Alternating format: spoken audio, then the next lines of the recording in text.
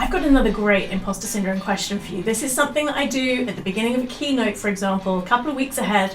The organisation will send out my imposter syndrome research back questionnaire, link below. Go and do it. If you've not done it, get your personalised action plan. And in it, it gives people a chance to ask me a specific question so I can tailor my talk to the exact needs of the audience. I had a great question come up. So, from my research, have I found that women have imposter syndrome more than men? And if so, what are the main drivers of this? I love this question. I get it a lot, so I actually build it into my talks.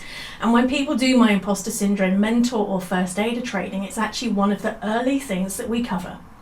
It is a massive myth that women have imposter syndrome worse than men. Back in 1978, Pauline Clance and Suzanne Eames, who did the original imposter phenomenon research, it was very widely publicised. But their research study group was just women. So this helped to propagate the myth and the misunderstanding that it was just a girl thing. They did subsequent research that showed it also impacted men, but that wasn't as widely publicised. Then in the 2019 imposter syndrome research study, over 2,000 people we did questionnaires with, we did hundreds of interviews as well, we found that women were 20 times more likely than men to talk about imposter syndrome, to share their experience with each other, to ask for help. So go figure. The women are going to come across as experiencing it more because they're the ones that are shouting, saying, hey, this is going on, it's real for us, it's impacting us, we're not enjoying it and we need to do something. The male respondents were 5 times more likely than the female to turn to drugs, alcohol, medication, to be able to push on down the emotions and push on through the anxiety, which led to longer term mental health issues. But when we looked at the stats, the incident levels for men and women were nearly identical.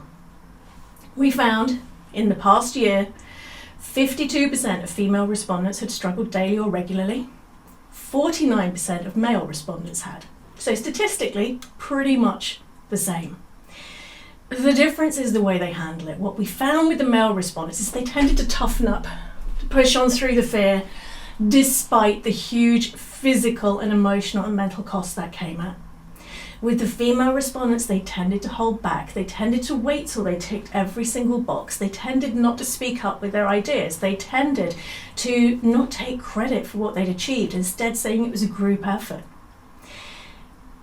One of the things we found with this is one reason why imposter syndrome was one of 3 hidden drivers of the gender pay gap, and why what most organisations have been doing has not been closing it, because the women are holding back. One of the things I often find is the biggest reason that someone will come to work with me one-to-one, for example. I don't have many one-to-one clients these days, I don't have time. I've got mentors who are certified postgrads who do that work too.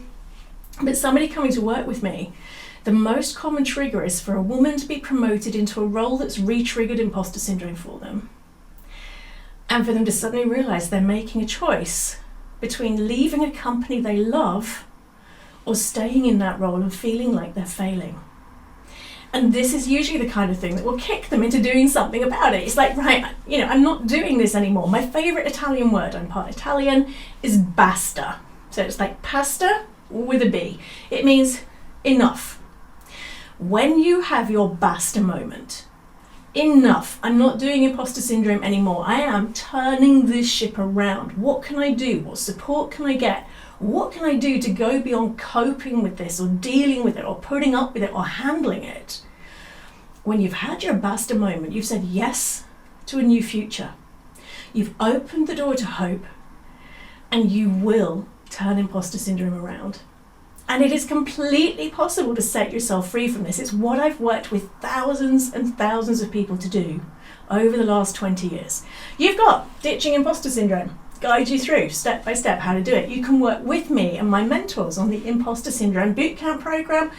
And for people who are stepping up from managing to leading, I have my Stepping Up to Lead program, which goes that next layer deeper. So, in summary, to answer the question, women do not experience imposter syndrome more than men. They experience it differently, and it disproportionately disadvantages them in the workplace in the context of performance and promotion. So we need to let go of that myth, because men need help with imposter syndrome too.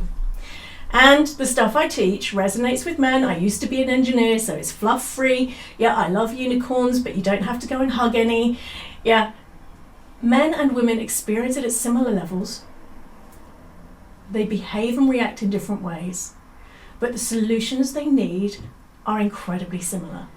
And you could start to set yourself free from this by the end of the day today. Go and take my assessment, get your personalised action plan, take your first action before you go to bed tonight. And I can't wait to hear what you do next on your Ditching Imposter Syndrome journey.